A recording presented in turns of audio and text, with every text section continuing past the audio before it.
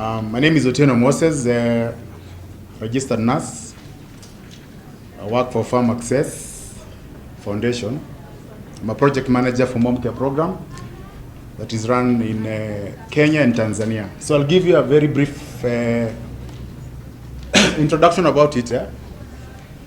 And it's aligning to Dr. George Kimathi on the digital ICT tools that we're using. So Mom Care is a digital enabled care pregnancy care model, leveraging digital technology to empower pregnant women towards maternal and neonatal health outcomes. This is a photo that we took at Kombewa with one of our partners here. And this baby, this mother had lost 4 babies, so this was a precious baby for her. 2 of the babies, I think, were lost during referrals. So once we renovated the theater at Kombewa, we were able to rescue this baby and have a prompt CS done. So I'll go just direct to the objective that I won't just go into the details, but you can see the right side and the left side. Kenya and Tanzania, you have very bad maternal outcomes. 342, and Tanzania has 524 maternal deaths. And when these mothers have high risk, we have a lot of expensive mothers across the journeys. So what we're trying to do as Mom Care is reduce this spending power of the mothers, especially more to the teenagers, because most of our mothers, I think 80% are Linda Mama or NHIF, which does not cover for all the costs. So I won't go into this detail because I've explained it. So this is how we work. We have our wallet. We also based on quality and transparency. So in wallets, this is where the mother pays, or you have an insurance, or you have a donor who pays for it. In quality, I think for GOK we use the KQH model, but for safe care, for Mom Care we use the safe care model. And for transparency, we create a visibility of access to these quality journeys and have an action to the gaps. And also do the care analytics to show equality in gaps, root cause analysis, and predictions. So basically, we draw a smart contract that is embedded on technology like blockchain. So for example, you'll have a contract that says, if you have PPH and don't see TXA, do not execute. But it's a digital contract. And I think Emily can attest, for example, if you don't see some procedures that are done in a patient, we decline to pay that invoice. So all this is all digitally run. We have a program that has AI to see these journeys across board and be able to execute the same.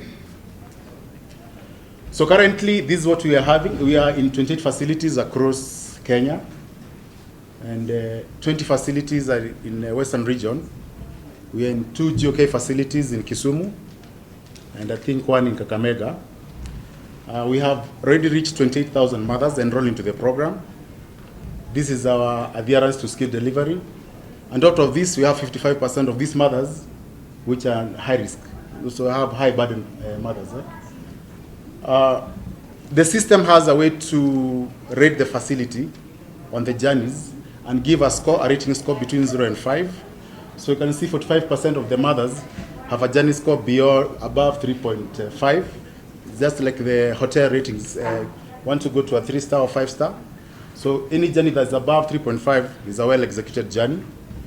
You also control the costs. You can see our average cost for those mothers are about 100 euros. And for all good journeys that have a score above 3.5, we reimburse a bonus through the system to the providers. So you can only see 29% of the mothers who have unlocked the bonus.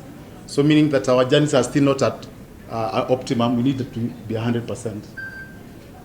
48% of our mothers are having more than 4 NC visits. And this system, and this system, it doesn't only check on the number of NCs, but timely NCs. So this is one of the contracts that we have.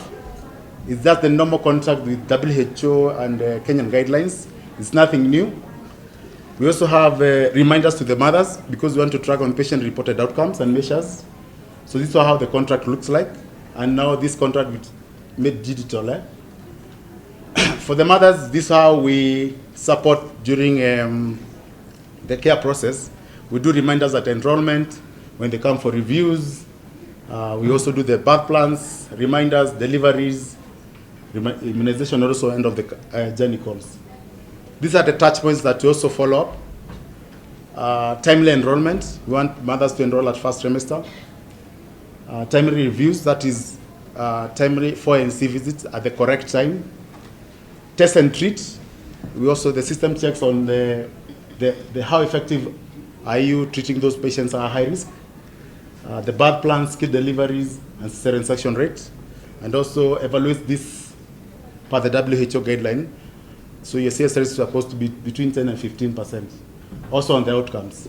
So if the facility has extra bad outcomes, so the Journey score goes lower, and we rate these facilities per Journey scores. So you can see I have blurred the providers here. This is an example of how we rate them. The highest facility is at 3.0, and we have others at 0.9.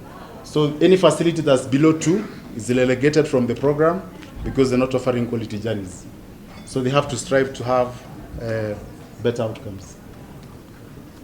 So this is also a preview of how we support the nurses and the midwives, so they can be able to see the process of the mothers using their phones. So all this data that is built goes back to their phones, and they can be able to see the journeys and also see the gaps. For example, they have only one ANC, missed dexamethasone, and also missed 2 PNC. Because the current week is at 46, the patient did not come for PNC. Another example, can also see how patients are moving from one facility to the other, and show the gaps across board.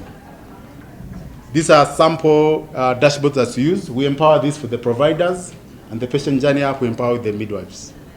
I don't think I have another thing. Thank you for your listening ears.